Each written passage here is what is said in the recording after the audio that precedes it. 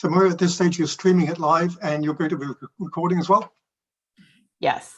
So I just need one more minute. I need to let everybody know it's on YouTube. Just an easier place to save it. Sure. And share after.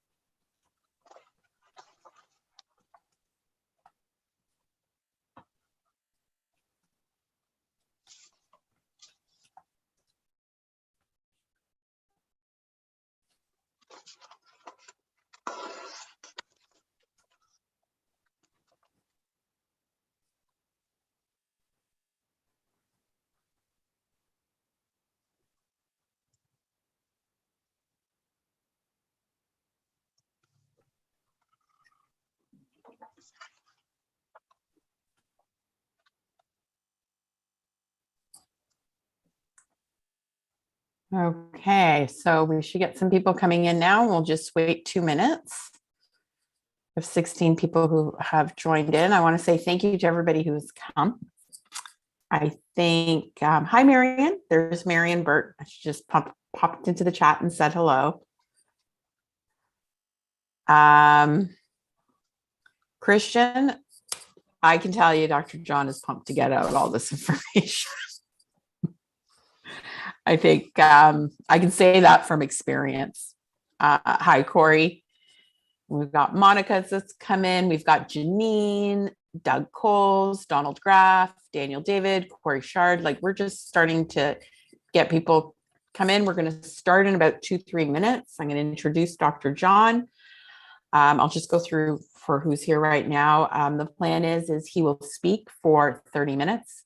If you have any questions, ask them in the chat, in the Q&A. And if you go down to the bottom of your screen and you kind of hover, you'll see Q&A.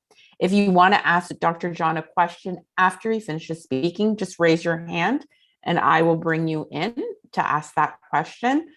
What I'm going to recommend to everybody is listen, hear, digest what he has to say. To me, personally, it's always such a blessing to be able to spend time with Dr. John. I'm lucky I get to see him once or twice a week. He's got a cottage up the street from here. I'm not going to tell you guys his address, but trust me, he's got great views. But he is a researcher, a medical professional, and take advantage of asking those types of questions opposed to, oh, do you think it's big tobacco that's behind this? There's other really good places to go with this. And I just say take advantage of the wealth of knowledge and his interpretation, analysis of CG1.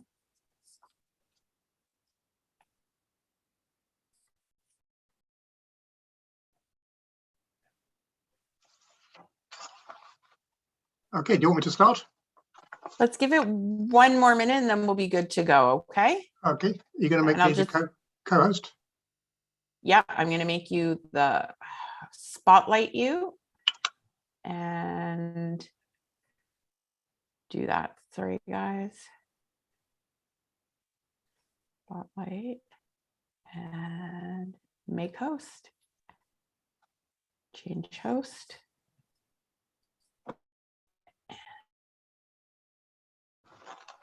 So Dr. John, whenever you're ready, go ahead. So welcome everybody.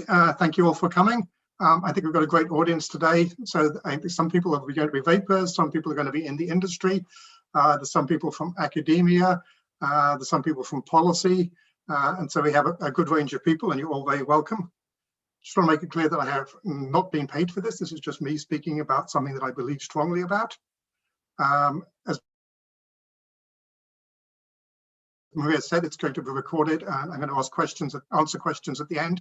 I know I have the rest of the evening, so hopefully we'll get everybody's questions answered. So the Dr. John, topic can for you hit today record is this. before? I have done, yes. Yeah, Yeah, I'm recording. Okay, so the topic for conversation is this thing. It's called the Canada Gazette Part 1, Volume 155, Number 25, Order Amending Schedules 2 and 3 to the Tobacco and Vaping Products Act, brackets flavors, brackets closed. But for today, we're just going to call it the vape flavor ban because that's basically what it is.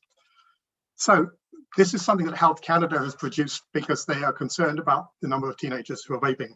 And they feel that the correct way to get around this issue is to make vaping unattractive to everybody by banning flavors.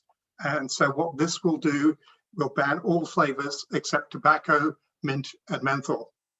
But further than that, it will also make all vaping less palatable because it's also banning all sugars and all artificial sweetness. So if there are people in the audience there who are thinking, I'm sitting pretty, I already vape with tobacco flavored vape, there's an 80% chance they're going to reformulate that vape for you, and it's going to be less sweet and less pleasant. So it's a very comprehensive ban. It's a ban on all aspects of advertising and labeling for flavors. It's a ban on a whole part of specific flavors. And it's a whole ban on anything that creates a sensory experience which gives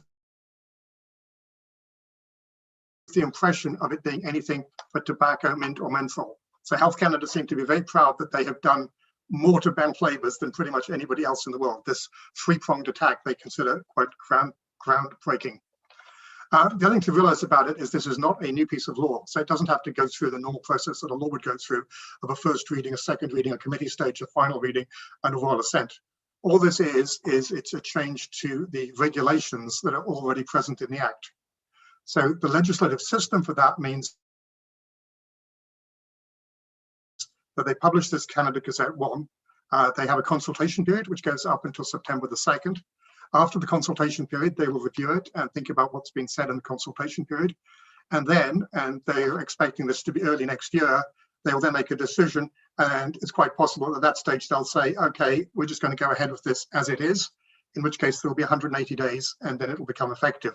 So by this time next year, we could find that all flavors except tobacco, mint, and menthol are banned, and even those flavors will be unpalatable to many people because they won't be able to contain any sweetness. So before we go into this in any much detail, I just want to say three things about myself. So first of all, I'm a medical doctor. So academics know that there are 12 different types of cancer that are caused by cigarette smoking. But I've actually been there in the operating room. I've actually seen surgeons remove a cancerous lung.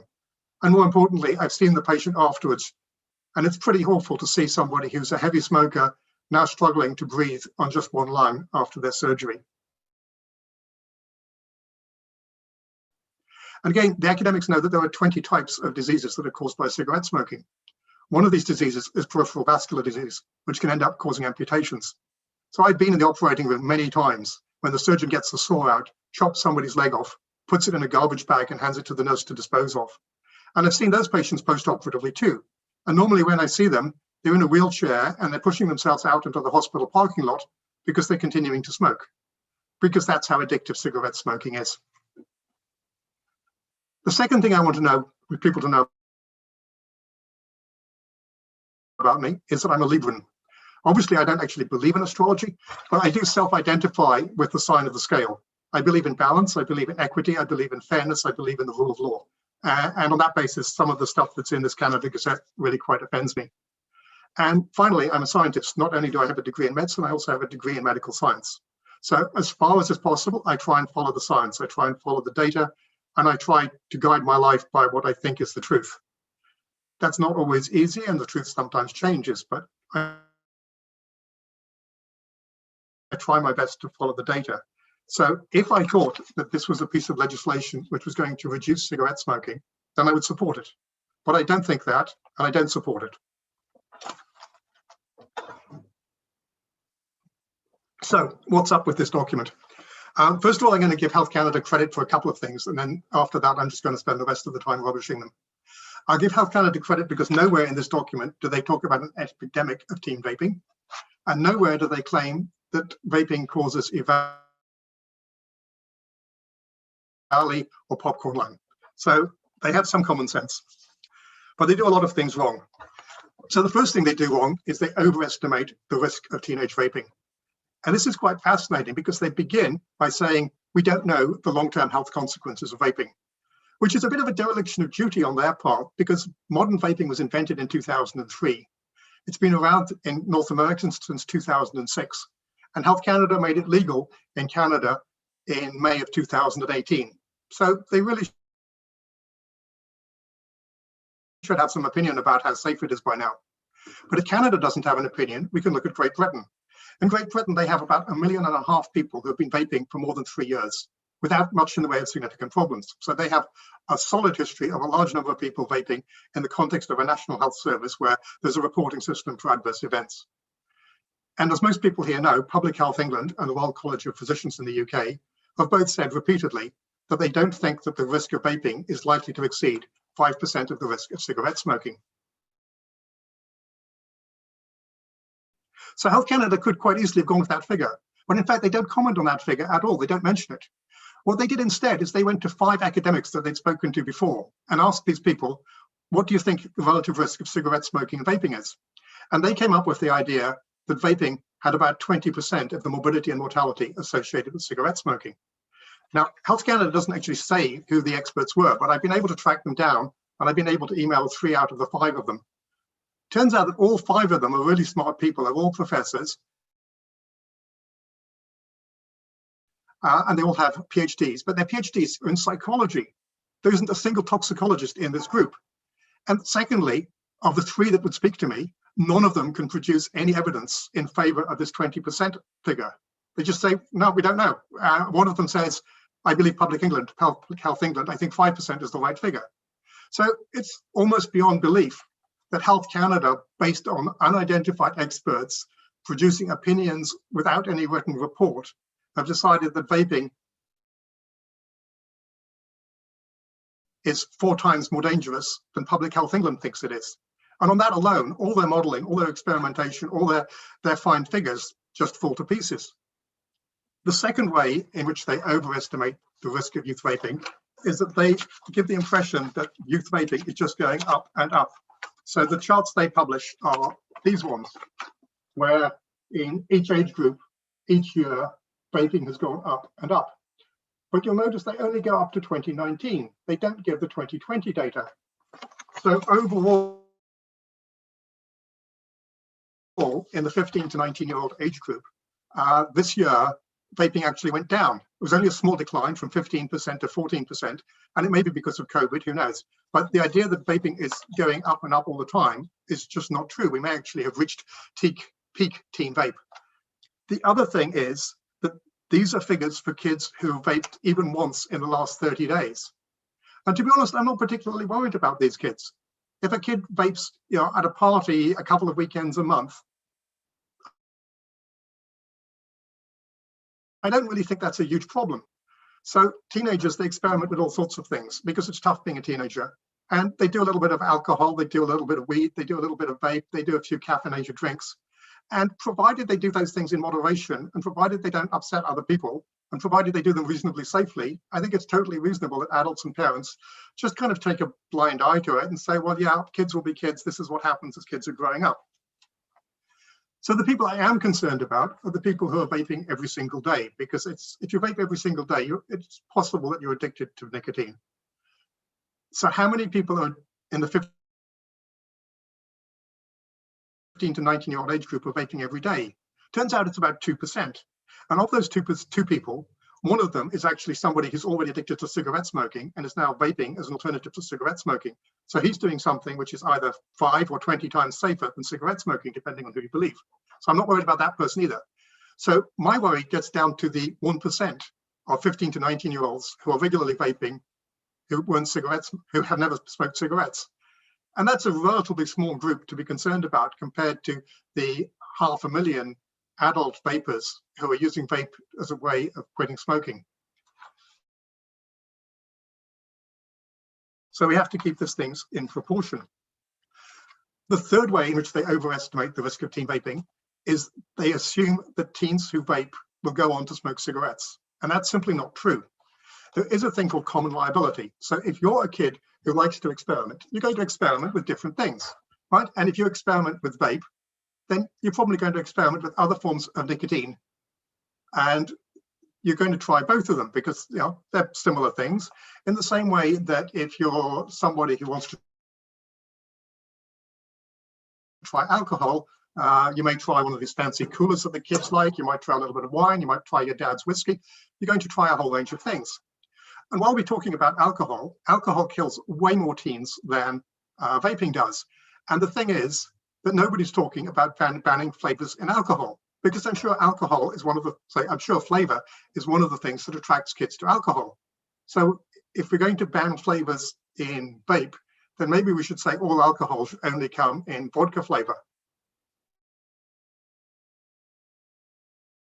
I think the reason why we're not doing that is that the people who make the laws, they are people who drink alcohol.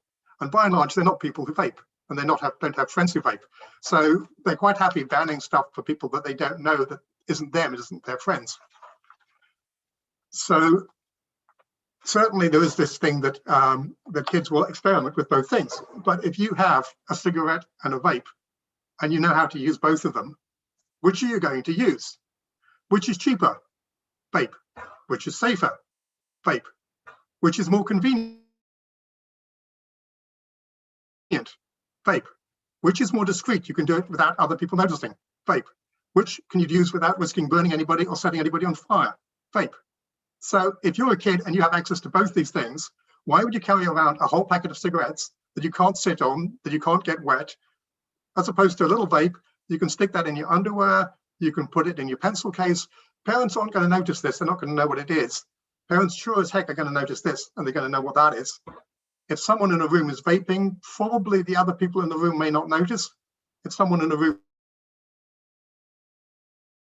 is smoking, everybody in the room is going to know. So kids are totally sensible about it. They try both, and then they say, let's vape. And so during this so-called epidemic of teen vaping, what's happening to teen cigarette smoking? It's going down, way, way down. So the latest figure is 3%. So the idea that somehow teens are smoking cigarettes because they've been introduced to nicotine by vape, it really makes no sense. There is no pathway that goes that way. The pathway goes the other way, because kids are trying vape. They're not interested in smoking. It's another reason for them not to smoke. So those are the three ways in which they're overestimating the risk of vaping to teens. The next thing they're getting wrong is they're getting flavors wrong. And again, they're getting flavors wrong in three ways. So first of all, their narrative is sort of, and what they would like to believe, is that adult smokers use tobacco, mint, and menthol. And if tobacco, mint, and menthol remain available, then the adult smokers are going to be happy. Whereas the teenagers are all about the flavors, and they want the mango and, you know, all the fancy flavors, the strawberry, the ice, whatever. And that isn't true. Again, even if you look at the statistics that they put in their table. So they produce this chart here. And so this is how many people like the sweet stuff, which is blue, and how many people like mint, which is green, and how many people like tobacco. So you'll notice in the adults over on this side, even amongst the adults, the vast majority of them prefer fruit flavors, and only a total of 29% of them prefer mint and menthol. And this is them cherry picking the data. If you look at other studies, you'll find that about 10% of kids and 10% of adults like tobacco, and maybe 60% of kids and 60% of adults like fruit. You know, one thing to bear in mind when you think about this is Juul were the masters at getting kids addicted to vaping. And they sort of single-handedly made the teen vaping epidemic. And you look at their starter pack, they had 4 flavors in their starter pack. One was called Virginia, and it was brown in color, and I'm going to call that tobacco. And one was called Cool, and that was light green in flavor, and I'm going to call that mint. So Juul managed to create this so-called epidemic of teen vaping using mint and tobacco flavors as part of what they were doing. So the idea that you can distinguish between flavors preferred by adults and flavors preferred by children is totally not true. The next thing that they've done is they've overestimated the importance of flavors as a reason why teens would vape. So even in the study that they quote, and it's down at the bottom of this page, they're quoting a study which says that 40% of those who reported using vaping products said they used them for flavors. Now, other people said they used them because it was fun, or because they liked it, because they were doing it for the nicotine, or to relieve stress and anxiety. But in that particular study, people were given 5 choices for the reasons why they enjoyed or they were using vape. So 60% of people in that study did not put flavors in their top 5 reasons for choosing vape. And that's the study that Health Canada is using to say that flavors are important. The other thing it talks about is, and where they're wrong, is the importance of flavors to adults. And they actually quote stuff which says that, and so they recognize this, that flavors help adults quit. So for example, in one study, they say adults are much more, sorry, wrong study. In a study in Australia, Canada, England, and the United States,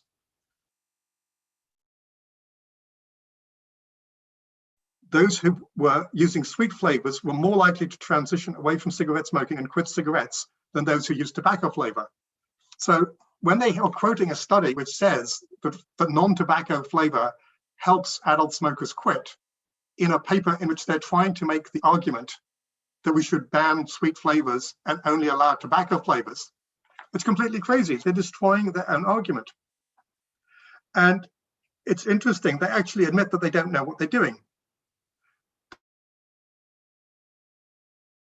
They say that at this time, it is unknown what the impact would be on people who vape if they had no access to their preferred vaping product flavor.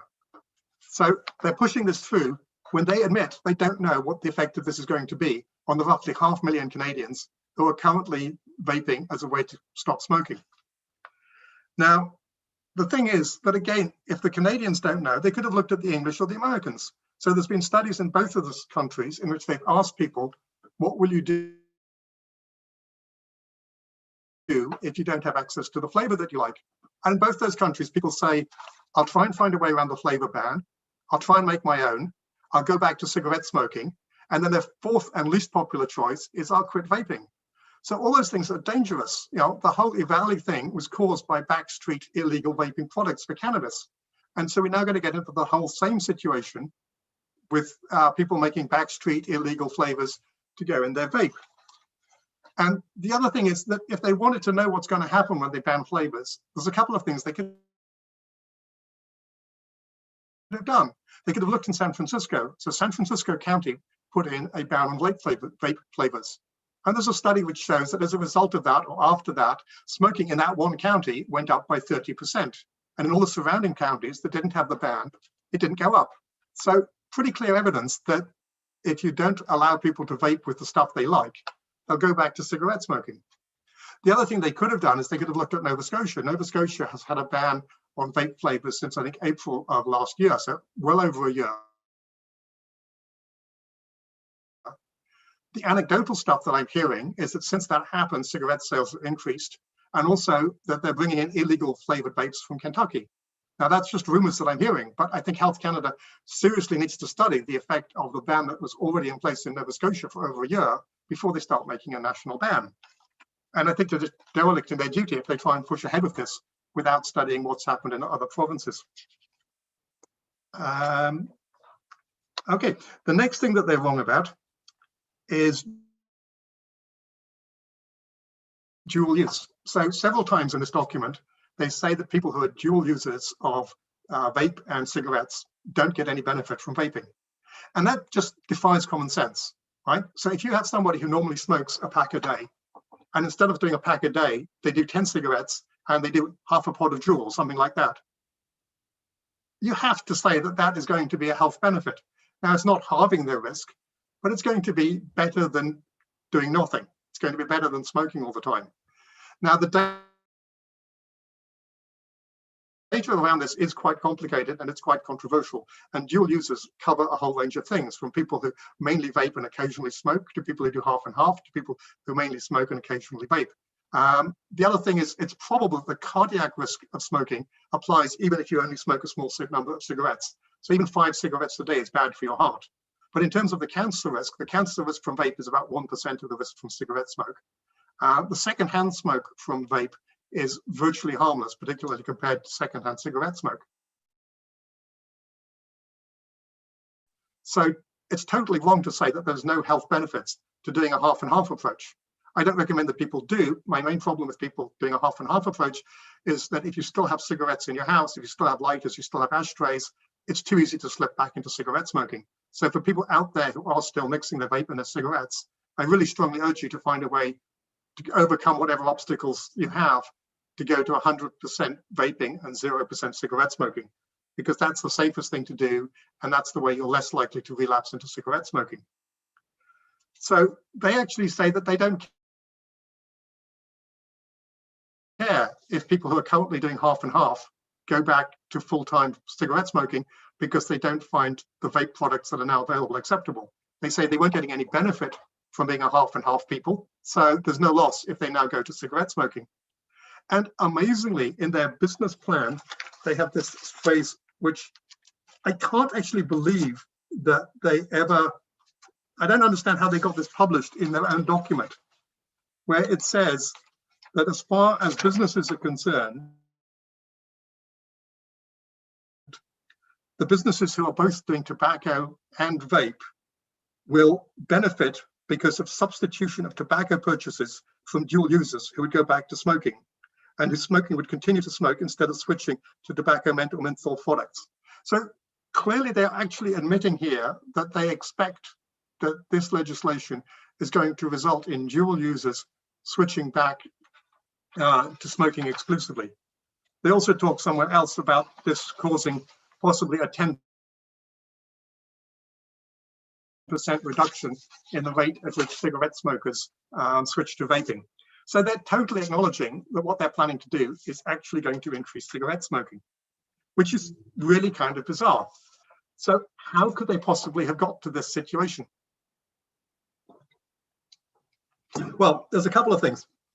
They did the consultation wrong.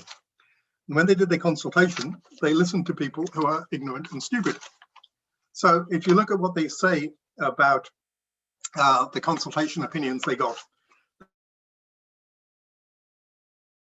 they say many respondents perceived vaping products as bad or worse than cigarettes, and they saw no downsides to increased regulations on flavors.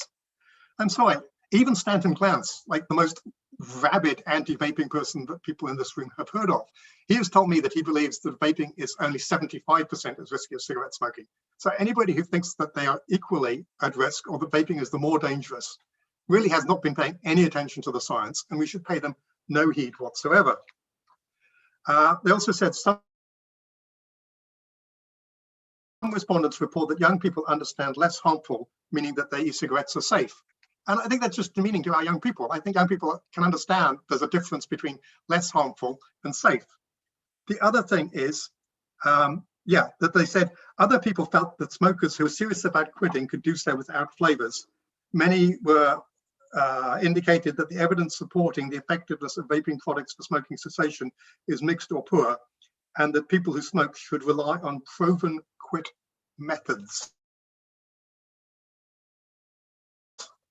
Again, these people are completely ignorant. They haven't been following the literature. It is absolutely unequivocal that vaping is a way of quitting smoking.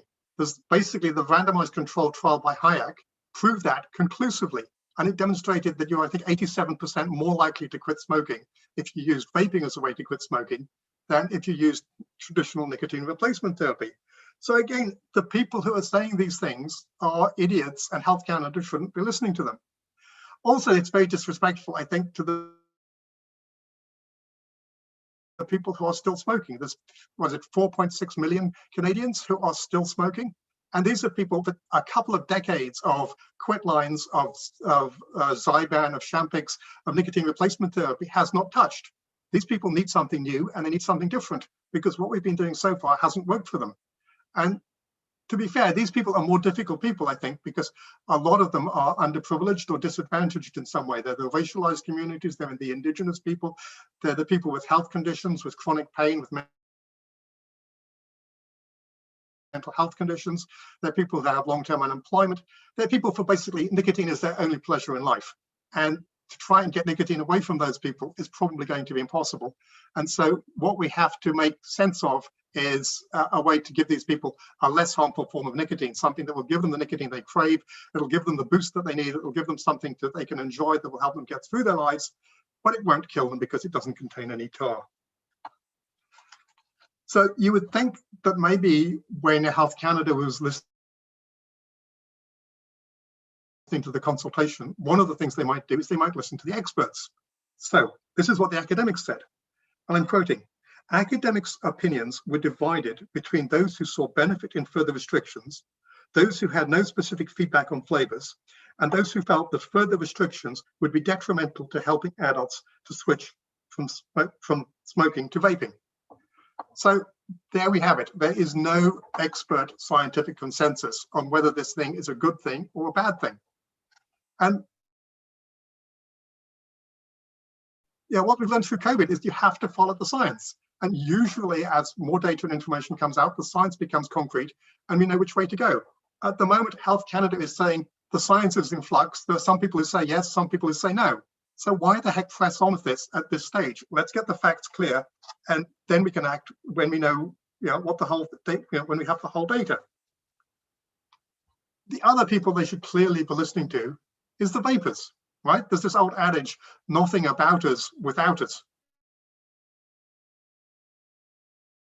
And you would think that they might pay just a little bit of attention to the people who vape, but how are they going to know what the vapors think?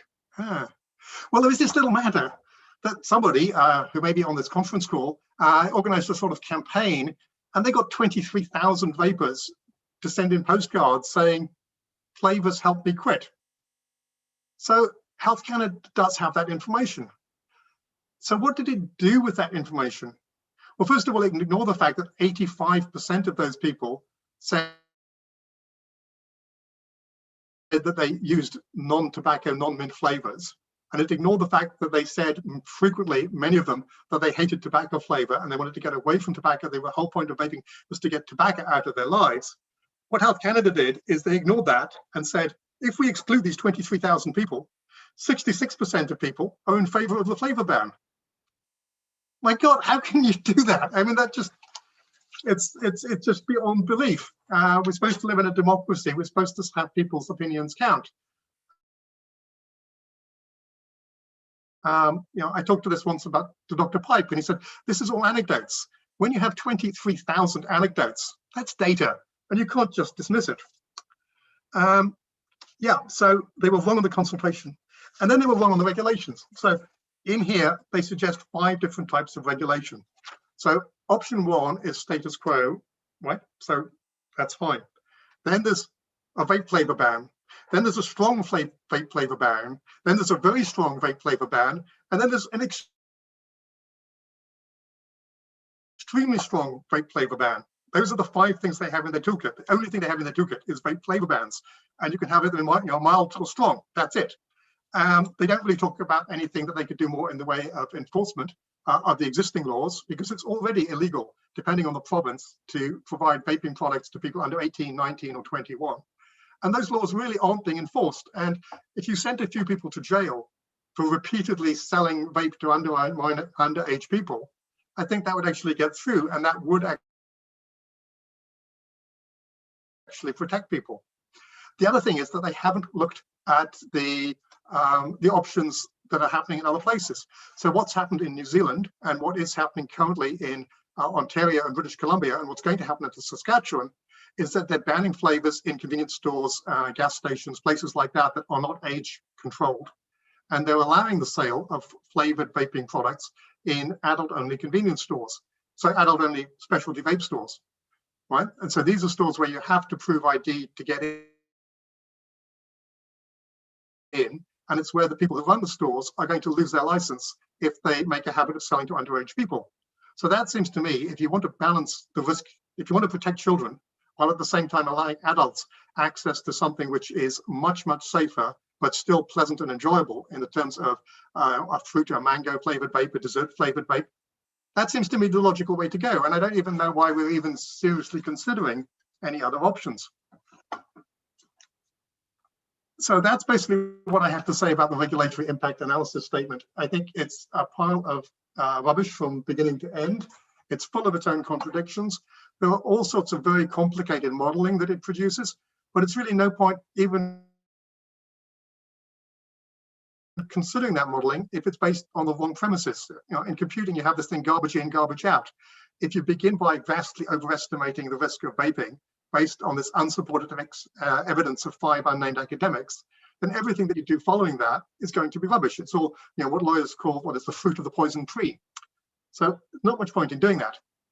So you may feel at this stage that you need to say something, you need to protest against this. So I'm going to just quickly show you a little bit about how you can do that. And hopefully I can share my screen. And I think this is the screen I want. No, it's not. Okay, so yeah, this is the screen I want. Okay, so this is my blog. You can see the URL here. It says oyston.com/blog/submission. So this is how to make a submission about the proposed vaping flavor ban. And there's a bunch of things here. One is the actual request for submissions. And then there's my how-to guide to preparing your submission. And there's a template. And then also what I've done is I've gone through this whole Gazette document and I've highlighted in purple the things I think are particularly wrong. And in some occasions I've put red comments in. So if you want to go through this whole document and find out the things that you disagreed with, if you want to see what I quoted, you can do that. So the actual mechanism of sending in a submission is there's 2 parts of your submission. There's going to be an email, and the email is very standard, very stereotypical, very straightforward. And then there's going to be either a PDF or a Word document in which you can say basically anything you like. So the submission has to be sent by email, and it has to go to this email address here. And the subject must be submission order amending schedules, blah, blah, blah, blah. And in the text of the email, you have to say who you are and that you're sending it to the manager, da-da-da-da-da. And then you write, to whom it may concern, please attach my submission to the amending order, da-da-da-da-da. And you sign your name and you put your contact information. So that is all just cut and paste, right? It's all very straightforward. And then you have to create a PDF or a Word document, which either is fine. And you have to say what you want to say and why you want to say it. So you should begin by stating your position on the proposed vape flavor ban. And you can just say that you disagree with it. You can say my submission is in support of option 1, which is the baseline with no further changes. You might say that we should leave it up to the provinces. You might say that everything is working fine and that we should enforce the existing laws before we create new ones. Anything you like. To make it as powerful as possible, you should talk a little bit about who you are. And if you're an important person, if you have any role in society in any way, if you're a teacher, a mother, a volunteer, whatever, put that in, make yourself sound important. You should talk about, if you are a smoker who now vapes, exactly how that happened. And you should talk about what flavored vape you use and why that's important here. And you should maybe talk about what you're going to do if you can't get access to flavored vape and how that's going to affect you and whether you're going to go back to cigarette smoking. And then you should conclude saying, this is what I want Health Canada to do. I want them to support existing regulations. I want them to make vapes free at every pharmacy on prescription and covered by my Ontario drug benefit. Whatever you think that they should be doing. If you have any studies or any websites, you can cut and paste that information. If you have a conflict of interest because you're in the industry, you have to make a statement about that. And then the other thing is, once you've gone to all this effort, you might as well copy this to a bunch of other people. And so you can check who your member of parliament is on this website here. You can check all the list of senators and you can go to all the senators. And you might also want to let Maria know at Voice for Vapers or the Quebec Vaping Society. Also, you should tell your friends what you're doing and encourage them to support you. Put that out on social media, give people examples of what you've said. The important thing, and as I have to stress this really strongly, the deadline for submissions is September the 2nd. So if you put on September the 1st, the worst, most crap, most rubbish submission, and you just say, I think this is useless and hopeless, and I think that Health Canada should know better, and you get that in on September the 1st, it counts. If you write eloquent prose and it's full of footnotes and scientific references and data and graphs and charts, and you don't get it in until September the 3rd, it'll go straight in the garbage bin. So the important thing is to get yourself together, get your act together, get something put in. The more you make it your own, the more you make it different from everybody else, the less it's going to be like the 23,000 postcards that they just say, oh, everybody just copied this. So I strongly encourage you to do that. At this stage, I'm going to stop sharing my screen and go back to that. That's the end of my presentation. At this stage, I'm going to make Maria the host, hopefully. Yep. I'm the host now? Yep, you're the host now. Okay. And yep, that's my presentation over with. It went a little bit long, but never mind. And so now I'm open for questions. Oh, the other thing is supposed to... Maria, do you want to say a little bit about the protest that you're going to do before we talk about other things? Absolutely. We can talk about this. But first of all, I want to say thank you, Dr. John. You totally rocked it. I was kind of secretly hoping that this would be something that was a conversation like we have in the shop. So you completely did that. I think everyone has had the opportunity to understand your passion and your commitment to helping people stay smoke-free and especially through vaping. So I'm going to put some comments in the chat. I'll put some links in the chat about the protests and everything that we're doing over the next couple of weeks with Rights for Vapers. But right now, I want to give people an opportunity to ask Dr. John questions or anything like that.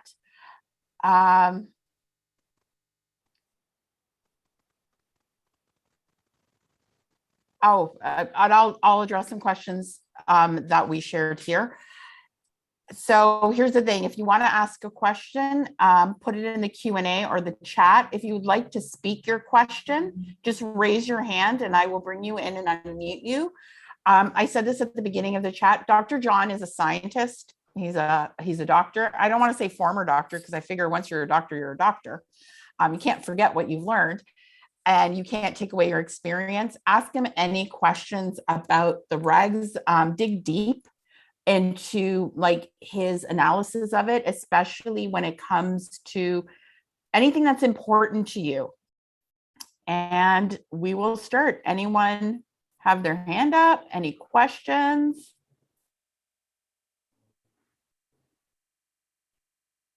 Okay, I'm going to address something while people are typing questions. Options 2 and 3 are not flavor.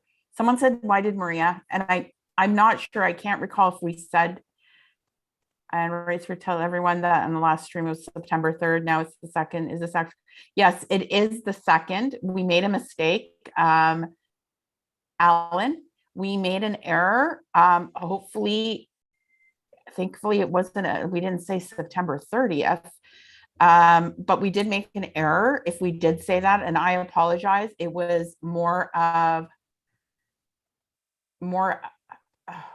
do I say this? It was a misstep, whoever said that, or if I said that. There was so much coming in at that time and it happened all so quickly. So I apologize that we made the mistake. Health Canada didn't change the due date. So, okay, we got lots of questions, Dr. John. It's Miriam Bird. Since Health Canada is effectively... Okay, Pardon? Yeah, go. Oh, since Health Canada is effectively undermining the stated intent of the TVPA, which states in the preamble that it wants to support smokers in their efforts to stop, do you think that politicians should be told about it? After all, both the Senate and the MPs decided that flavors were a helpful part of vaping. What right has Health Canada to do this? Yes, I think absolutely. I think it's kind of interesting that Health Canada says that part of their mission is to protect the public from being deceived and misled with respect to the health hazards of using vaping products, when I think that's exactly what they're doing. I think although at the moment the legislative process isn't one where this has to go to a vote, I think it is important to let your MPs know about it and know that it's a concern. And I think that also let the senators know, because I think the legislation originally started off in the Senate. So it's their sort of bailiwick. And I think the more you can get politicians involved, the better. Okay, thank you. Corey Shard says, some people saying submissions need to be PDF or Word documents. Some are saying a regular email is fine. Can you clarify? I think I can clarify this because you can only add an attachment that is a PDF or a Word document, but you can actually put your submission in the body of the email. But the attachment, if you're on a Mac and you use, I don't know, like, I don't even know, I'm on a Mac and I don't use their programs, but like one of their Word document programs, like one of their word processing programs, they won't accept that. It has to be a PDF if you're going to add an attachment or a Word document. But and that was Thomas who explained that further in our meeting the other day. PDFs are always good because they're easy to print and no one can mess with it easily. And let's see, let's get through this. And then is sending an attachment required? No, you can put it in the body of the email. Okay, does anybody want to, we have someone who wants to ask a question live. That's Alan. Alan, I'm going to allow you to talk. I think you have to unmute yourself. Alan, are you good there? I'm just going to ask you to unmute. Come on. Come on. Hello. Hello. Alan? Sorry about that. I'm actually just touring Canada in my custom DIY build Mustang and doing education, advocacy, and entertainment. So I apologize for the lag there. Oh, that's no problem. Well, thank you. Thank you. I Hopefully we appreciate can you meet giving up. me. I appreciate the time, Maria. Thank you very much. And I will apologize again for making a misstep like that. It's honestly, it's not a big deal. I thought I should at least ask. That way, if it was possible, it would change again. I just didn't want to misinform the communities. That's all. Go ahead, ask your question to Dr. John. So John, is there any correlation at all for an argument to be made that flavors are at least, they're not just for vaping, for health benefits as well, being that I also personally fight lots of physical pain. I've had stomach reconstructive surgeries and so on. So there's a lot of health benefits to vaping outside of just even using nicotine. Is there some kind of argument that could be made in the regards of that, being that zero has now been outlawed for all building and all sales and advocacy throughout British Columbia? That's a very interesting question. So you're saying that in your experience, there are particular flavors that have a benefit to you outside the effect of nicotine? So I personally enjoy vaping nicotine, but I have actually quit smoking and quit using nicotine. It's only by choice now to have it in my life due to vaping. I'm very proud of that as well, being that I don't need nicotine anymore after 20 years of being addicted. But I also have found that vaping has helped me in immense ways with my stomach reconstructive surgery that I've had. My digestive system has gotten 100 times better now. And honestly, it wouldn't have been without vaping and having flavors at our disposal that I'd be able to do so. Basically, what I'm trying to get at is there's an argument more so that vaping isn't just vaping with nicotine. It can be used in so many more health beneficial ways. Is there some way that we could try to direct the conversation that way? I don't know of any evidence that there's anything except nicotine in vape, which is claimed to have medicinal properties. I can understand that vaping can be a form of relaxation for people, that it can calm them down, that it can release their stress, that it can be something that will take them away from other things that are troubling themselves in life. It's something that can bring them pleasure. So, I mean, I think there is a good argument that it is enjoyable and that it's reasonable to say, that if people enjoy vaping and it brings pleasure and value to their lives, then they should be allowed to do it. I don't think, as far as I know, you could actually say that mango flavored vape is actually good for headache, or strawberry flavored vape is good for depression. I'm not aware of any medical evidence that says any of those things. What I was more actually trying to get at there, John, I do appreciate the answer, because that was very well spoken. Thank you. I was actually more trying to point at the direction of BC has actually regulated zero nicotine being illegal. You cannot buy zero nicotine vape juice in British Columbia, Canada. Now, personally, I'm not trying to say the flavor itself has helped me. I'm saying vaping in general, the therapy has helped me. And now I wouldn't have been able to continue doing that. And I probably won't continue doing that if they did outlaw flavors and they regulated this so badly that we had no access. I personally have to deal with it. It is a therapy use for me. So you're dead on with that. It's therapy. But I deal with stress of muscle tension. Okay. Right. I mean, I don't see a logic to preventing people having access to things that they find helpful. I mean, I think you have to have a fairly high bar to say that something is actually harmful before you allow adults to say you're not allowed to do that. That's about as much as I can say on the subject. So is there an argument to be made then why Health Canada was able to get away with outlawing 0 milligram nicotine in British Columbia? Hey, Alan, I think you're missing regulations. That's a provincial legislation. Health Canada did not outlaw just in British Columbia. It was the British Columbia government that did that. Health Canada had no say in the 0 milligram thing, because they would have done it for all of Canada. I understand, but Health Canada also oversees, or I guess a better word would be, they approve or disapprove of those decisions, being that they're federal. They do not. They're not allowed to.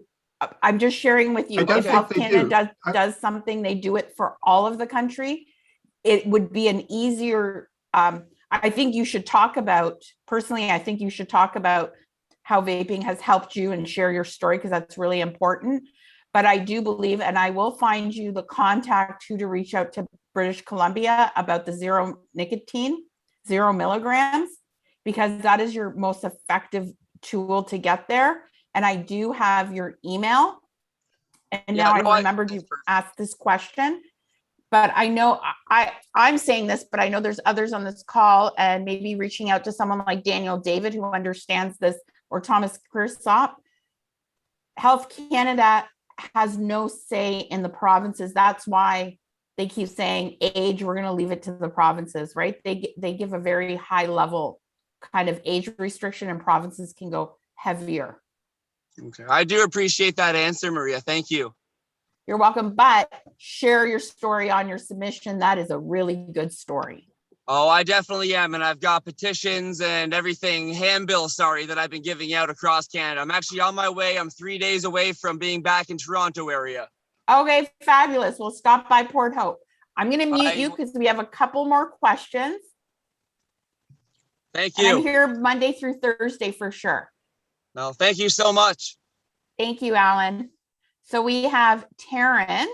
Taryn, I'm giving you permission to talk, which I love when I say that.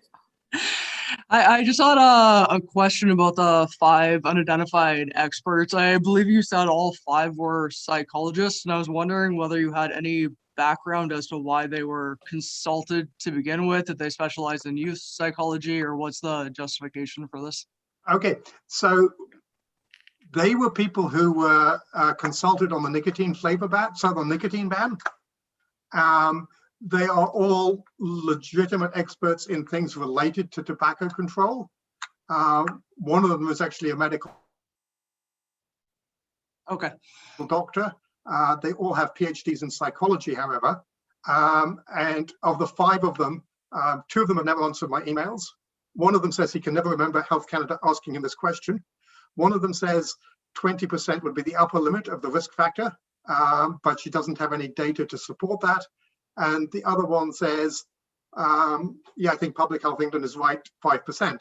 And he doesn't understand the process that Health Canada went through to get from his opinion that 5% was that to publishing the 20% figure. I put in a request from Freedom of Information to find out what data Health Canada used and whether there's any written documentation, both about how they choose these particular 5 people or what data they had to support their arguments. I don't think I'm going to get that data before September the 2nd. So it's, to my mind, it's outrageous, and it's the single biggest weakness of the whole thing, that they're bumping up the risk of vaping by 4-fold on really the flimsiest of pretext. Does that answer your question? Yes, it does. Thank you. And Karen, if you want to connect with Dr. John, I can connect you guys. Okay, yeah, that would be great if I have any follow-ups. She's good people.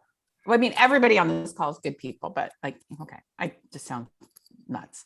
I'm going to get to, there's a quick little question. What date is the protest? It is going to be, we're having 2 days of demonstrations and protests in Ottawa, August 20th and the 21st. We're just working out all those details. Next up, we have Dr. Chris Lalonde. I'm going to give him permission to talk. And okay. There you go. Hi, I want to go back to Alan's comment just really quickly.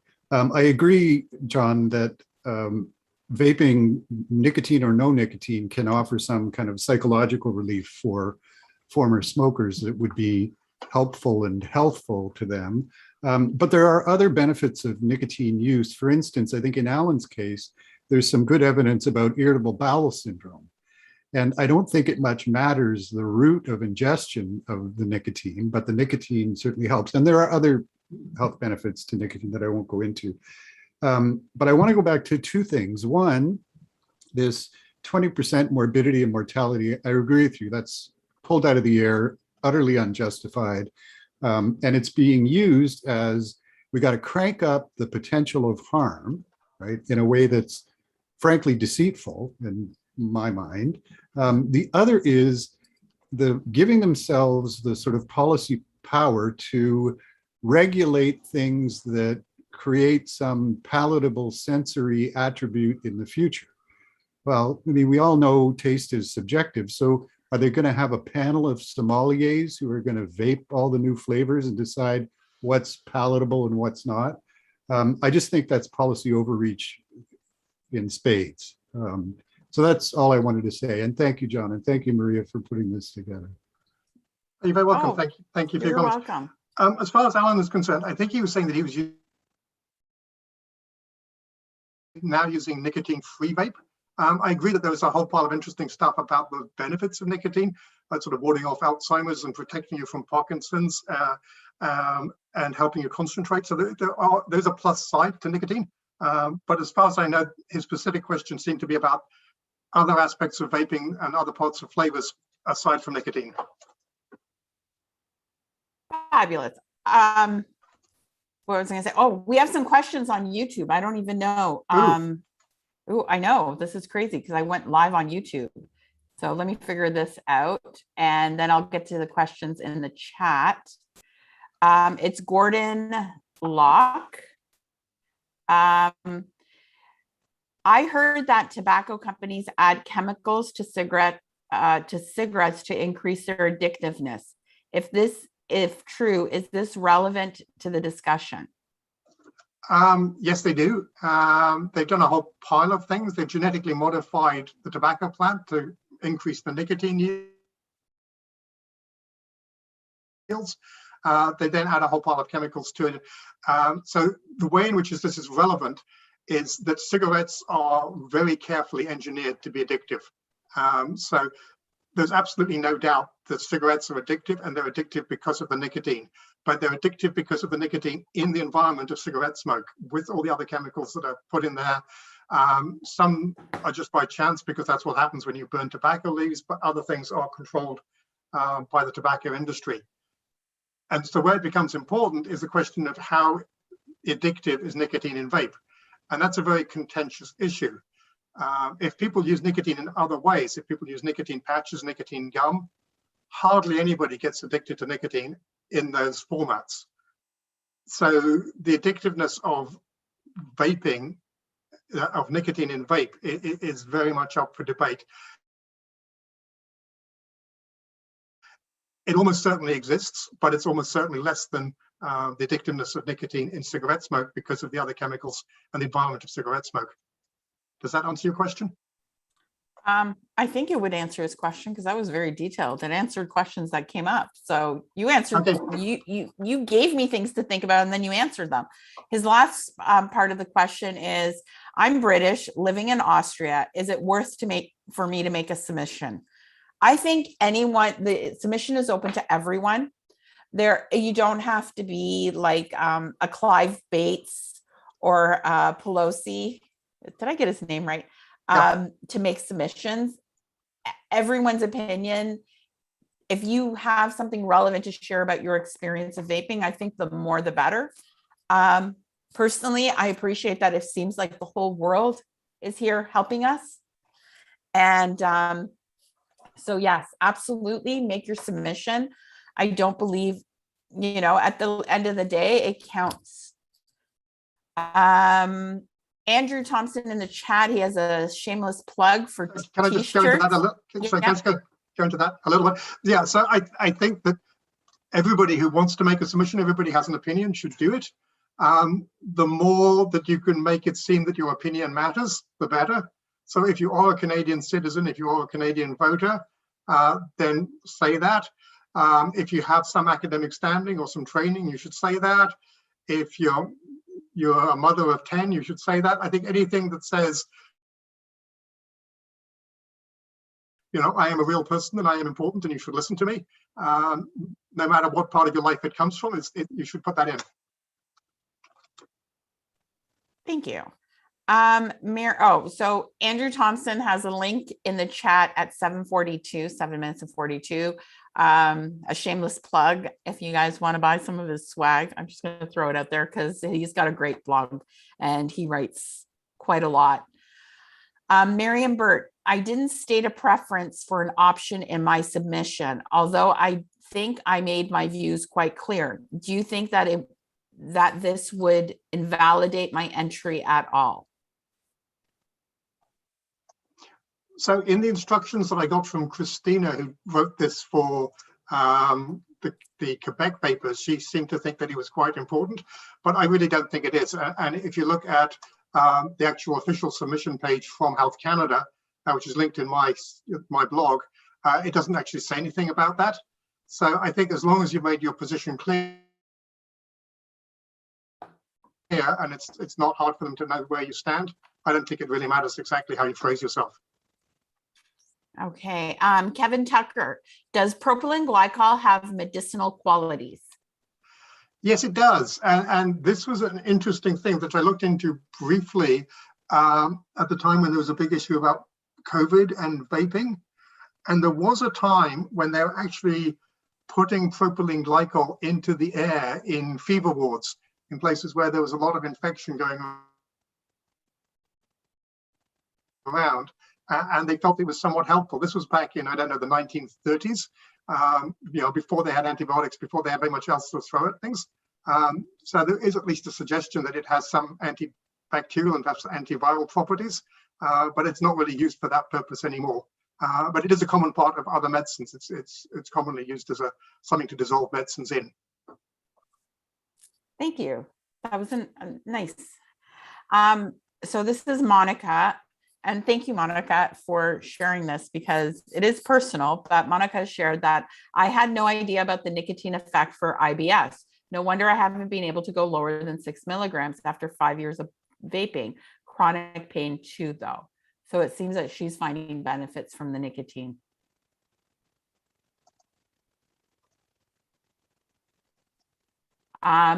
So Marian Bird added, Dr. Newhouse of Vanderbilt U says that nicotine is not very addictive in itself, at least when used with a patch. Have you seen that study, Dr. John? I haven't seen that one, but certainly I have heard of people who actually got addicted to nicotine gum, but it is so rare that people comment on it. So I think that it's like with anything that's addictive, like part of the reason why it's addictive is getting the rush, and that's why cigarette smoke is so addictive, right? Because when you smoke a cigarette, it goes into your lungs, and from your lungs it goes straight to your heart. So it's actually, you get a quicker response from cigarette smoke than you do from injecting a drug intravenously. And that instant high level of drug getting quickly is an important part of addiction. So one of the reasons why patches and gum aren't addictive is you get the drug very slowly. So on that basis, you would think that nicotine vaping might be addictive, but there's a whole pile of other chemicals in cigarette smoke that also are important factors.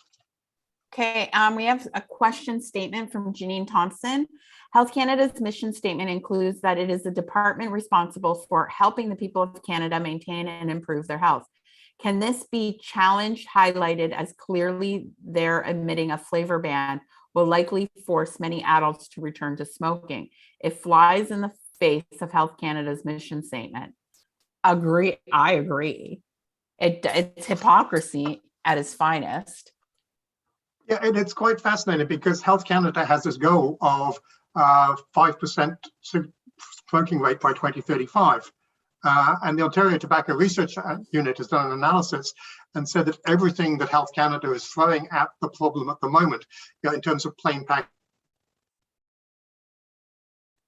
in terms of taxes, in terms of age limits, so on and so forth, all those things will still leave us way short of that target. But if you look what's happening with vaping amongst, say, with smoking amongst teenagers, the latest figure that only 3% of teenagers smoke. So they've actually they've reached their target with the teenagers. And as far as I can see, the main reason why they've reached this target with teenagers is because teenagers are vaping instead of cigarette smoking. And I don't understand how Health Canada hopes to achieve its target of 5% by 2035 without stepping up its game on vaping. And I think if it did step up its game on vaping, it would get a long way further forward. And I have a few suggestions here. First of all, we've got a lot of smart people in Canada. So why doesn't Health Canada sponsor a company to make a vape to medical standards that can be sold in pharmacies, be covered by your drug plan, prescribed by your doctor? Because it seems to me that one of the reasons why youth vaping isn't a big thing in England is because in England, your grandma and your auntie, they go to the high street drugstore, the high street pharmacy, and they buy from Boots the chemist, Juul or Vipe or whatever. And so it's not seen as a thing for trendy young people. It's a thing that the old farts who can't get rid of smoking any other way are doing. So I think that would be a much better approach. And I'm not saying this should be an exclusive thing. I think this should be alongside vape shops. The other thing, and I talked to Maria a lot about this, is that in some countries like France and Belgium, they're actually training people who run vape shops in how to do smoking cessation. And I've got the greatest respect for people like Maria about their knowledge of the technology, the knowledge of a lot of the psychology, the lived experience. They've got a lot of stuff there, but maybe they don't understand, the psychology of addiction, the pharmacology of nicotine, things like that. And there are things that physicians have learned through teaching people to stop smoking that maybe would be useful for vape shop owners to have and vape shop staff to have. So if you could combine the lived experience of the vape store staff with some of the medical stuff and move best practices across from people who are really expert in assessing cigarette smoking and assessing vaping and working out how to get the right vape for the right person. If you could do that, then again, we'd move a long way forward. Okay, I will get to the hands up. I just have two questions in the chat right now. Andrew Thompson asked, would nicotine at potato level about 50,000 times lower than smokes be legal in the nicotine only regs? Oh, that's very, I don't know. That's very, I don't think they're caring, and maybe Daniel David could comment on this in the chat, but they're not telling you have to source nicotine from a tobacco plant, if that makes any sense. They're not saying this is the only way to source nicotine. They've just covered it nicotine. I don't know, Daniel David, if you're still in this chat. Okay, there we go. Thomas Kursop, nicotine source does not change any regulation. Great. One more in the Q&A. I was diagnosed with COPD before I began vaping and have since had a clean lung x-ray. I've heard of others who have seen the same results as well and as others who used to use oxygen and inhalers who no longer use them. I'm not sure what sort of doctor you are, sorry. But can you explain how this is happening and how useful is this information in our upcoming fight? Yeah, so this is interesting. My specialty is actually anesthesiology, which isn't particularly relevant, except I get exposed to all the diseases that cigarettes can cause. And your point about your COPD getting better is absolutely true. And it's not just you and your friends, this is science. So there's a guy called Ricardo Peloso who's now done, I think, a 5-year follow-up. And he's looking at people with COPD who switched from smoking to vaping. And he's finding that they have fewer incidences of exacerbations, they do better on their lung function tests, and they can walk further. And so this is, to my mind, amazing, because to a large extent, there's not a great deal we can do with COPD, right? We can give people various inhalers, we can give them steroids, but there's not a lot that actually makes people better. And to my mind, reading what Peloso has written, if you're a cigarette smoker and you haven't been able to quit and you have COPD, then I think vaping should be part of the standard treatment. And I think that, you know, as medical students and residents are taught how to treat COPD, there's a whole pile of things that you can do. But if you get to the stage where you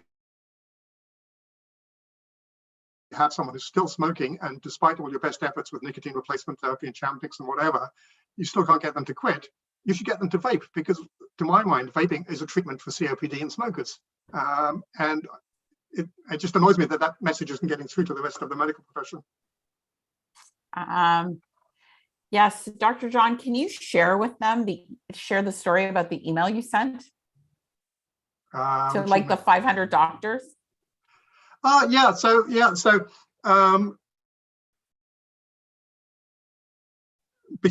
a couple of years ago, I just tried to set up a business called Quit by Vaping, and I was trying to encourage people to do a medical supervised program that I would be running to use vaping as a way to quit smoking. And I was trying to work out, how do I attract people into this program? And I did various things, and I didn't have a huge budget. So one of the things I did is I made 200 letters to physicians in the West End of Toronto, which is where I practice and where people, you know, have some knowledge of who I am. And it was a real physical letter addressed to them in their office by name, signed personally by me. The second page was just some references about vaping and the science behind it. And the first page was just a letter saying, I'm setting up this program, I want to do it, I'm looking for referrals, I will come to your office, I will give you rounds, I will come to see your patients in your office, your patients can come to see me, we can do this via Zoom, I will do anything that you like in order to get a chance to talk to your smoking patients about vaping and see if we can get them off cigarette smoking.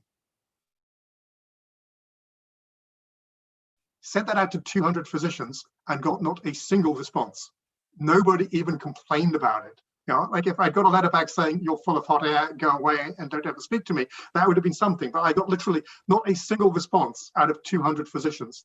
And that's me as a doctor who's practiced in Toronto by that stage for 20 years, which was exceedingly disappointing. Oh, that makes me feel better when no one responds to me, to be honest. Yeah. As I always say, I might not have an MD at the end of my name, but I got a whole bunch of letters to add there.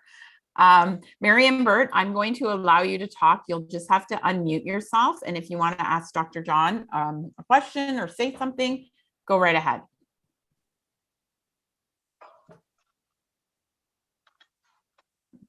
Marian?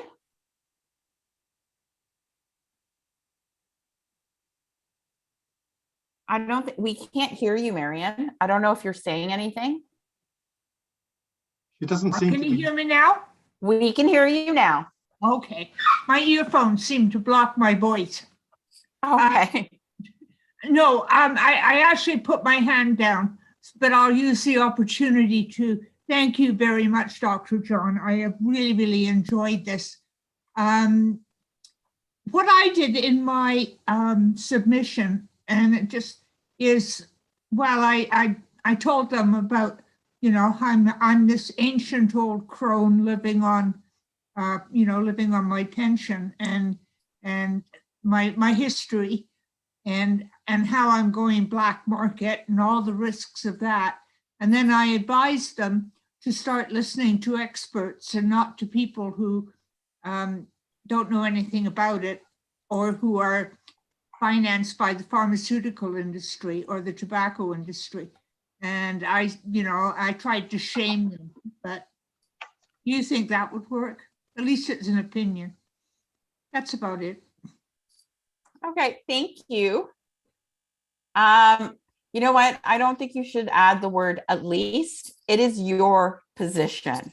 Like, Marian, vaping was created for former smokers, and I just know, because you've shared so many stories, how much more difficult it has been for you to access vaping products, especially with the pandemic, and now they're making it more difficult. And I know the last thing you want to do is like start practicing DIY. Well, I'll tell you an irony. I was on the phone to MP Pam Damoff, leaving a message about, she's the one who is very anti-vaping. Yes. And on Monday, I was on the phone leaving a message to her, and I saw a Canada Post van at the foot of my driveway. So I finished my call and opened the door, and there was a box of my lifetime supply of 60% nicotine that I have as insurance. And I thought, wow, this is ironic. And to add to that, Canada Post actually delivered that to me without requiring ID or a signature. If it had been relatively harmless vape e-liquid, I would have had to go down to the post office to sign for it. And I thought, we're living in insanity here. Absolutely. I couldn't agree more. Thank you, Marian. Let me just do that. Are there any, I know, yes, she means 60 milligrams. Are there any more questions? I know we're running a little bit late, but Dr. John has offered to sit and answer as many questions as you guys want.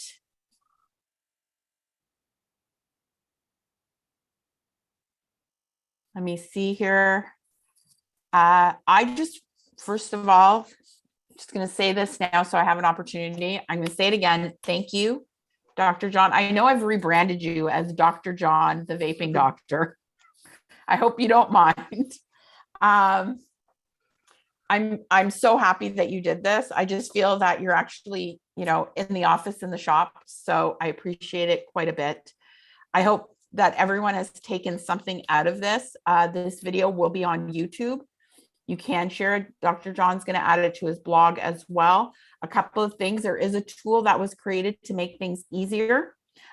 Christina did the content of it, and you can go to www.saveflavors.ca, and it'll prompt you. There's two versions, the recommended and then answer the questions.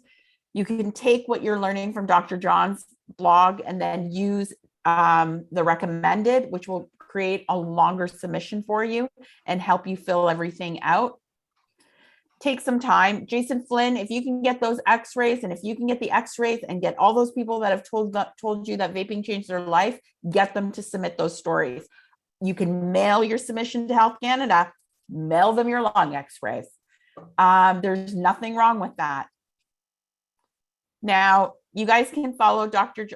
John. Which Twitter handle do you want? John Oyston or? One of them is at John Oyston, but the other one that I use for more is at tobacco21.ca, at tobacco21.ca. At tobacco21.ca. Okay, you guys can follow Dr. John there.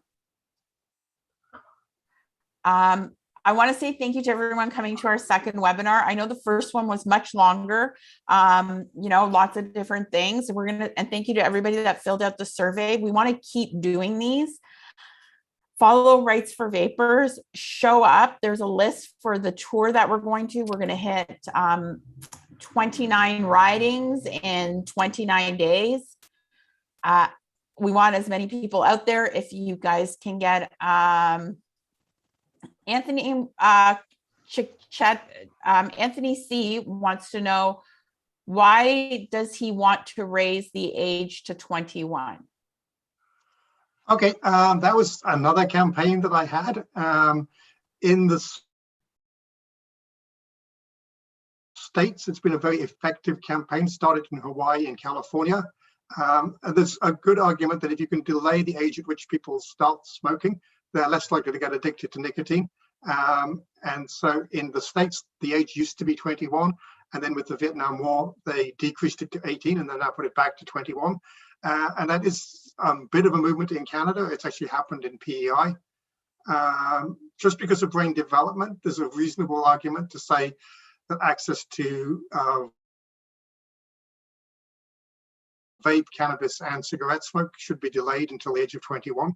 I think it's a reasonable argument. It's something that I supported in the past. And I still think it's a reasonable way to go. At the moment, I'm devoting all my energy to vaping because I think that's more effective and more likely to be useful. Oops. We have another question here. It's Scott Weber. Piggybacking on Janine's, if you had to apply a reasonable number, what percentage of youth would you assign as risk takers who are going to experiment with risky behavior? Whether smoking, sex, alcohol, mushrooms, cannabis, racing cars, jumping off cliffs, etc. 20% is a commonly used number that has been a near constant for decades, however subjective. Has there been any credible argument that banning flavored vapes would actually reduce risky behavior and thus benefiting public health at the population level, rather than merely functioning as a substitute for another vice, many of which are far more harmful, example, smoking and opiates?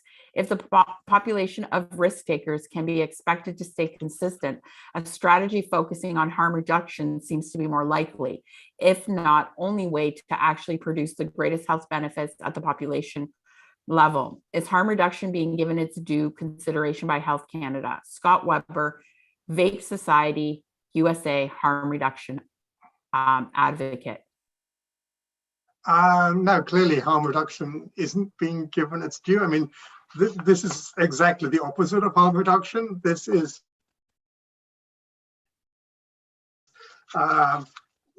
basically, it's one of these things like quit smoking our way or die. That's basically what this really amounts to. So, and it's interesting, like harm reduction in other fields has become pretty standard, like stuff like methadone for drug addicts, anti-abuse for alcoholics, needle exchange. In other fields, harm reduction is totally accepted. But with vaping, somehow it's considered totally unacceptable. And I'm not really sure why vaping is put in a different category, even amongst people who support harm reduction in other fields. It doesn't make sense to me. I think part of it is perhaps the way I come at it is from cigarette smoking and from how to decrease cigarette smoking.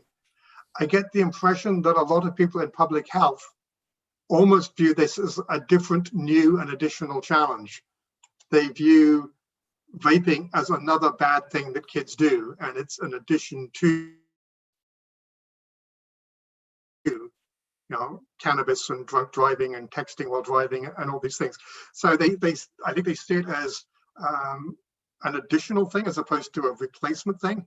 And it was interesting. I was on a call with I think it was Rob Schwartz from the Ontario Tobacco Research Unit, and he was saying, I think that vaping is a gateway to smoking, but looking at the population data level, I'm having a hard time finding the data that proves that. Well, he doesn't have to prove maybe anything. You should stop looking for the data that proves it. Right, you should stop looking for the data that proves a preconceived hypothesis, and as a scientist, you should think of a new hypothesis, and the new hypothesis is that kids prefer vaping over cigarette smoking, and if you give kids a cigarette and a vape, they're going to take the vape and they're going to throw the cigarette back in your face. And it's interesting looking at other technologies. Kodak apparently thought that when China started to become a moderately rich country, people would go through the same evolution as everybody else, and they would want print film cameras first, and then they would evolve into digital cameras. And they didn't, right? In China, people went just straight to digital cameras. There was never, for most people, any talk of using print film. And in the same way in Africa, a lot of people in many African villages have never seen a landline phone. They just never built the infrastructure because it was much easier, in a small village in the middle of Africa to put up one cell phone tower and have everyone connect to that than to put in all landlines. So for a lot of Africans, cell phones are the only phones that they've ever known. And I think for our kids and for the generation that's growing up now, cigarettes will be like landline phones. There'll be things that they're vaguely aware used to exist, and that vaping is going to be the thing. And I think we need to be encouraging that rather than fighting it. I agree. I agree. It's very interesting because I did have a teacher come into one of our shops and we had a really good conversation. She was buying vaping products for her husband. And she said that the problem they're seeing is the stereotype of a smoker is not equaling the stereotype of a vapor. So they're concerned that the quiet kids are vaping. And I asked her, the studious ones and that, I said, are these the same kids that would be at a high risk of abusing energy drinks? And I remember I watched her face kind of thing. I said, nicotine might be stimulating them the same way caffeine is, or in a different way by giving them the same results. So it was very fascinating that they're stumped on the differences, but they're not actually trying to understand it because they're just trying to lump people into one category or not. You're either going to be a smoker or you're not a smoker. If you're a smoker, here are the characteristics. And I find it very interesting that this is throwing them a loop in the academic, like in the educational system. Yeah, and I almost think it might be to the stage where maybe just as some people need antidepressants in order to feel normal, or some alcoholics need alcohol in order to feel normal, I think there might be some kids that need nicotine to feel normal. And maybe in some cases we just have to accept that and say, okay, you need the nicotine to give you the concentration, to give you the relaxation, whatever. Do that in a safe way and do it responsibly. And maybe don't do it too much, maybe don't do it every day. Just in the same way, we would tolerate somebody, drinking the occasional cup of coffee or even maybe the occasional toke of marijuana, but we wouldn't want someone to be doing that all day and every day and it to be dominating their lives. Okay, Chris Alon says nicotine harms adolescent brain development in capital R, capital A, capital T, capital S, exclamation mark, exclamation mark, exclamation mark. Yeah, exactly. And partly when I believed in the Tobacco 21 movement, which I still do, but not as much, I was convinced by all these rat studies. And the more you think about it, the more you think, why aren't the human studies on this stuff? Why is it? Because we have a huge population we could study. Back in the 1960s, the majority of the Canadian population was regular cigarette smokers, and many of them were nicotine addicts. So does that mean we have a whole generation whose brains were destroyed by nicotine? It's kind of hard to believe. So I would love to see some more research on the effect of nicotine on primates, at least, rather than rodents, and preferably observational studies on what it does to real people, because it's hard to say that a two-week-old rat is the same as a 17-year-old person. Okay, I just want to say this out loud right now. This is what, in my opinion, someone who is a scientist does. They allow their belief or their opinion to be challenged, and they allow themselves to evolve or to seek more answers. So you talked about your Tobacco 21 position and how there was a time where you were like, you just said this, but this is what we're not getting from tobacco control. They're not allowing their position. You invited a lot of them to this call, to this webinar. So here's the thing is that, if we had more people like Dr. John who have questions, have position, but allow them those positions to stand as hypothesis. Yes, search for evidence that contradicts your hypothesis, not evidence that supports it. And that's what we need. And this is what we need more of, like in tobacco control, and we don't have it. So thank you, Dr. John, because like, honestly, you rarely hear someone with in your position say things like that.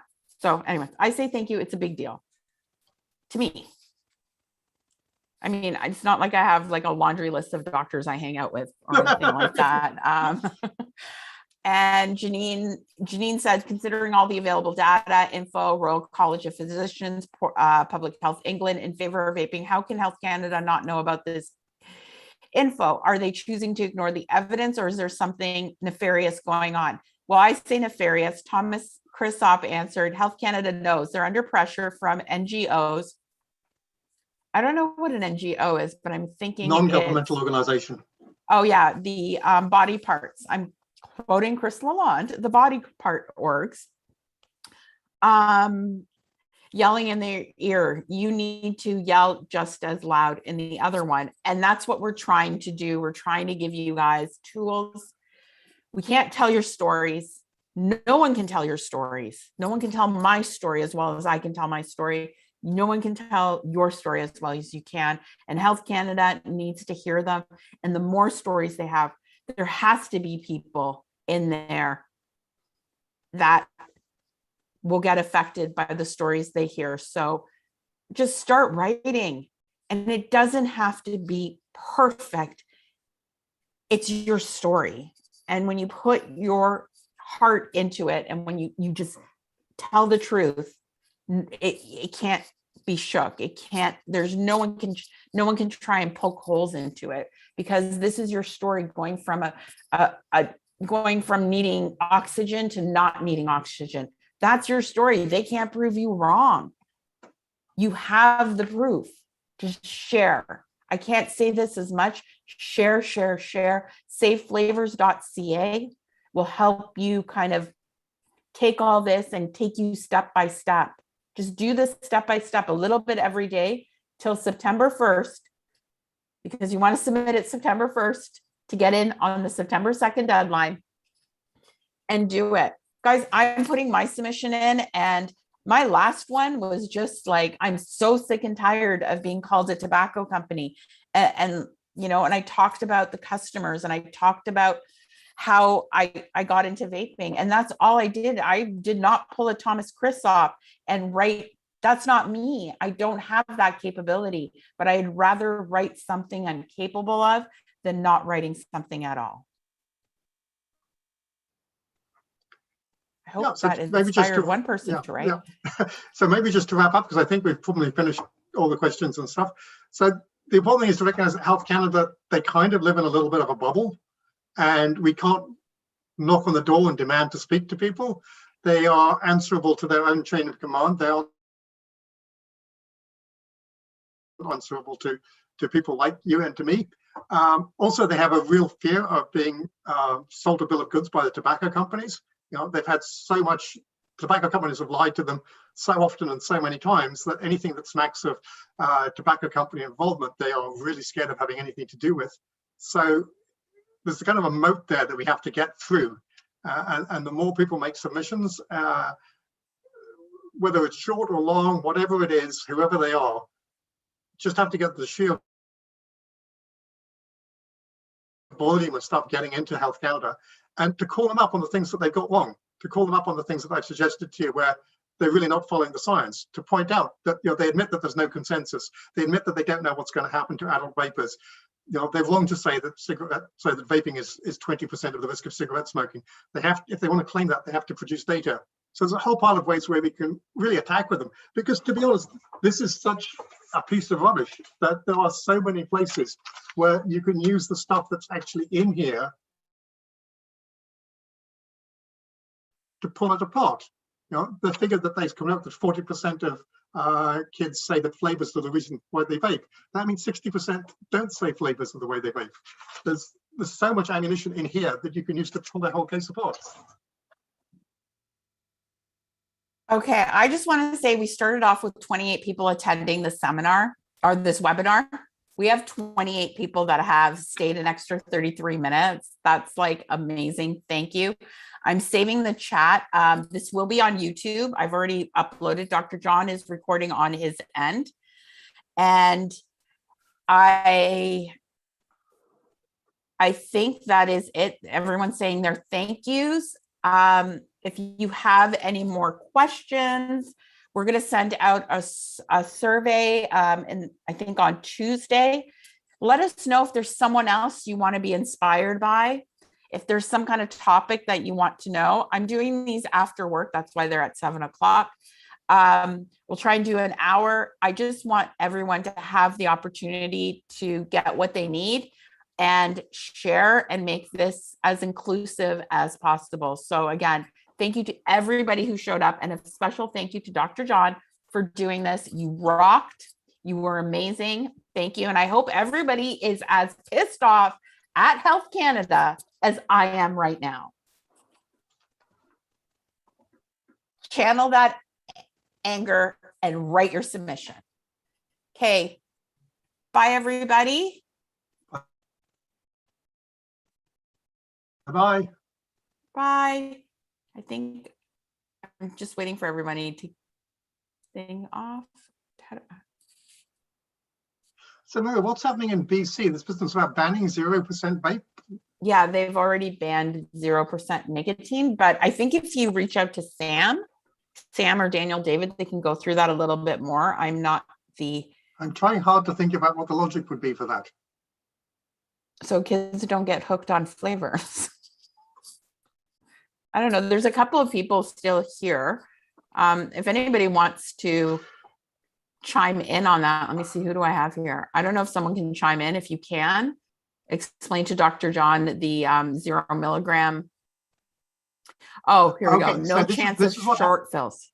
Yeah, so this is what happens in England. In England, I forget which way it works. You can't have nicotine, so you get the flavor and then you add the nicotine to it. You can't have past 20 milligrams of nicotine. So 10, and it's a 10 mil bottle capacity. Yeah. This is like ridiculous. I'm just like, honestly, it's like, oh my gosh, it is crazy. I mean, obviously we have something great that is completely a disruptive. I hate to use the word technology, but it's a disruptive technology to a lot of industries. Yeah. I'm sure there's like pharmacists out there upset that they didn't figure this out first. There's medical professionals. So we're dealing with egos as well in all these organizations. I mean, that could be a big reach, but again. So, someone wanted to send me. Alan would like to say something. Are you good to stay for a little bit longer, Dr. Oh, John? yeah. Well, this is just the informal part. Alan, you can go ahead and talk. You just have to unmute yourself.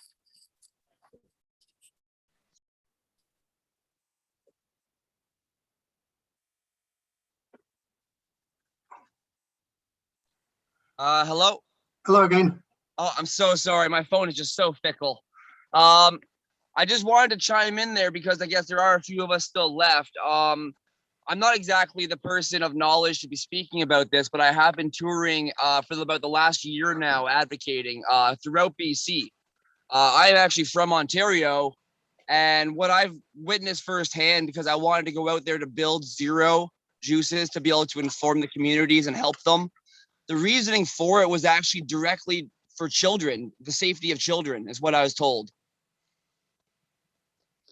So I'm afraid you're breaking up. I'm having a hard time following you. He said the reason was for the safety of children. So I guess if children, I mean, I guess you'd have to talk to one of these people to understand their idea was the safety of children being at risk. So if they limited the nicotine capacities and content, that was going to hopefully sway the addiction that they're trying to claim, the pandemic on the youth.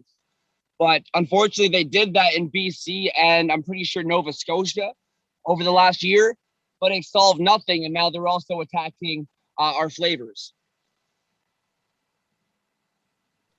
Okay. That's you. what I kind of gauged out here while I've been doing this educational tour, which again, I get to finally get the heck out of this hot rod in a couple of days. Feels kind of nice.